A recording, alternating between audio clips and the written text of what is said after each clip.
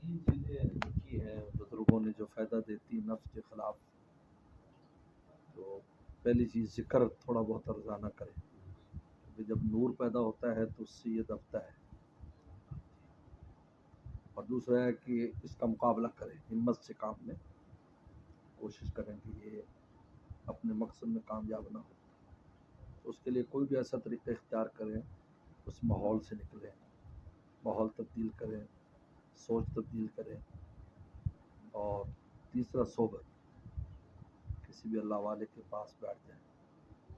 اور کیا حضرت مفتی شفیع صاحب نے یہ لکھا کہ اگر کوئی مسجد میں بزرگ ہے بڑی عمر والا، اس کے پاس ہی تھوڑی دیر بیٹھ جاؤ، کیونکہ اس کے بھی نفس ٹھنڈا ہو چکا ہے، اس سے بھی فائدہ ہو جاتا ہے. عجیب بات لکھی، تمہیں کوئی نہ ملے تو کوئی بزرگ مسجد میں بڈھا وہ بیٹھ جائے، تھوڑی گپ شپ لگا لے یا ویسے بیٹھ جائے، اس کا بھی فائدہ ہوتا ہے. اور کیونکہ جب اس عمر میں چلا جاتا ہے تو اس وقت یہ اللہ تللے سارے ختم ہو جاتے ہیں.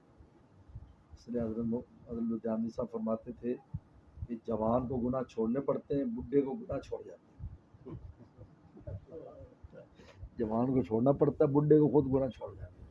تو فرمایا یہ بھی غنیمت ہے، چلو کسی وقت تو گناہ چھوٹ سے جان چھوٹ جائے گی، کیونکہ بڈھا تو اب اس قابل نہیں ہے کہ وہ اس کو اچھا بھی نہیں لگتی کوئی چیز. جب بڑھاپا آ جاتا ہے تو بیماریوں کا زور اور دوسرے معاملات ایسے ہوتے ہیں، تو لہٰذا اسی کے بعد بھی بیٹھ جائے جو بزرگ ہے.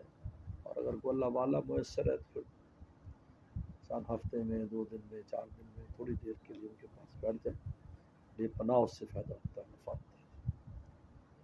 یہ 3 کام کرے، خود بھی زور لگائے، ذکر کا اہتمام کرے اور صحبت اختیار کرے. اور ورنہ کتاب پڑھ لے.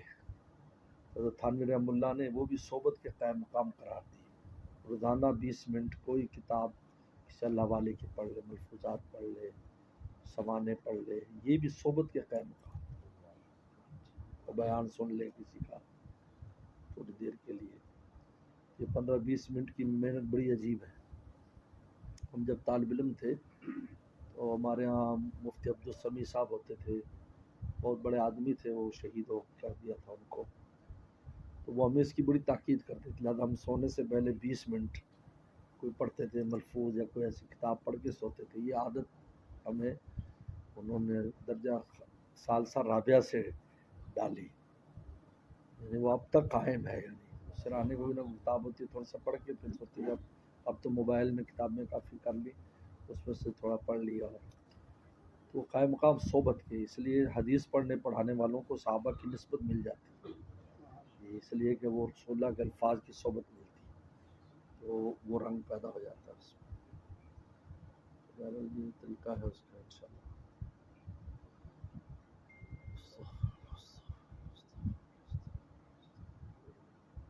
یہ جو وہ کہتے ہیں الفاظ